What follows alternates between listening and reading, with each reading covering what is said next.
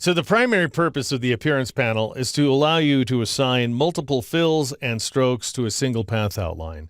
So while this may look like multiple, albeit random, ellipses, it's actually just one, as I can confirm by going up to the View menu and choosing the Outline command, or of course we have that keyboard shortcut of Control-Y or Command-Y on the Mac. So whenever you're looking at a document in the outline mode, you're seeing the core path outlines and nothing more. But if I press Control-Y or Command-Y on the Mac, then I see the fills, strokes, and other dynamic attributes. And so let's see how that works. I'm going to go up to the File menu and choose New from Template. And for those of you who went ahead and created a template along with me back in the Fundamentals course, then you can go ahead and select that RGB with Center Guides.ait document or the like, and then click on the New button in order to open up that new Center Guides document. All right, now I'll go ahead and switch from the Rectangle tool to the Ellipse tool. And then I'll just go ahead and Alt-click or Option-click at the intersection of those two guidelines, and I'm going to enter a width value of 800 points and a height value of 300 points and click OK. All right, now I'll just go ahead and switch back to the black arrow tool by pressing the V key in order to get rid of all those live shape widgets. And I'm going to take the line weight up to 12 points, let's say, and I'll change the color of that stroke to this darkish blue. And then I'll go ahead and change the fill color by clicking on this first swatch up here in the control panel, and I'll change it to this lightish blue like so. All right, so from that control panel, that's all we can do. We can apply one fill and one stroke and nothing more.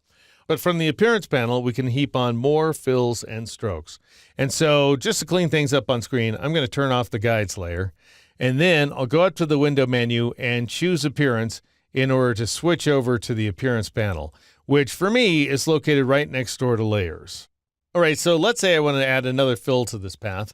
Then I would drop down to the second icon down here in the bottom left corner of the appearance panel, and I would click on it, and just like that, I have a new fill, and then I can change that fill to any color I like. And in my case, I'm going to go ahead and change it to this light orange right there, the one that begins with R251 for what that's worth.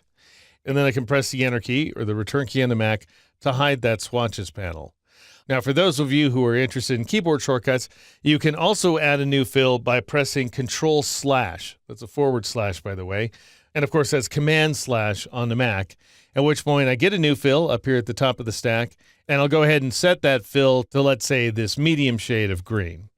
All right, now let's say I want to add another stroke. Then I could just click on this very first icon in the bottom left corner of the appearance panel, and it's going to come up with the same line weight I applied before. As a matter of fact, I'm going to get the same stroke color as before, but I'm going to go ahead and change that stroke to the darker orange, the one that begins R equals 241. Now, of course, you have a keyboard shortcut for creating new strokes as well, and that's Control-Alt/. That would be Command-Option/ on the Mac, after which point I'll go ahead and change the color of this stroke to this dark shade of green. And of course, I have the option of moving these strokes and fills up and down the stack as much as I like, in which case I'm going to see new combinations of fills and strokes appear here inside the document window. Now, one of the more useful applications of multiple strokes is to create multi-stroke effects. So for example, if I was to select this bottom stroke, the blue one, and change its line weight to 36 points, then it would end up sticking out further than the other ones. And if I were to then select that green stroke right there, the one in the middle, and change it to 24 points, it would stick out as well. And so now we have, as you can see here, this orange, green, blue stroke effect.